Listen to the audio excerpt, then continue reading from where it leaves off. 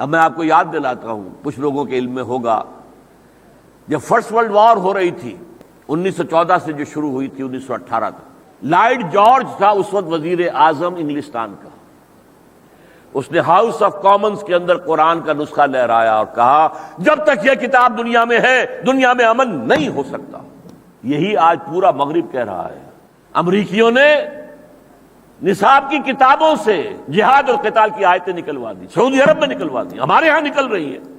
اس درجے طوفان ہے، دری طوفان موج افزا، موج افزا طوفان، دری دریائے بے پایاں، دری طوفان موج افزا، اس طریقے سے آ رہا تھا.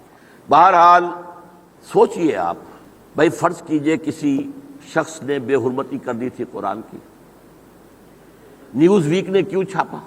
کیا اسے پتہ نہیں تھا کہ مسلمانوں کے جذبات مجروح ہوں گے؟ یہ اس لیے چھاپا ہے کہ دلاورس دزدے کہ بکف چراغ دارد. چور کتنا طاقتور ہے اور کتنا خود اعتمادی ہے، دلاوری ہے اس میں کہ وہ ہاتھ میں چراغ لے کر آیا چوری کرنے کے لیے. لوگ دیکھ لیں گے کون ہے، پہچان لیں گے، لیکن اسے ڈر ہی نہیں.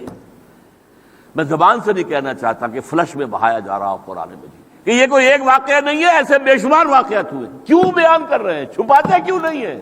غور کیجئے. اس لیے وہ ٹیسٹ کر رہے ہیں ذرا مسلمانوں میں کوئی غیرت باقی ہے یا نہیں.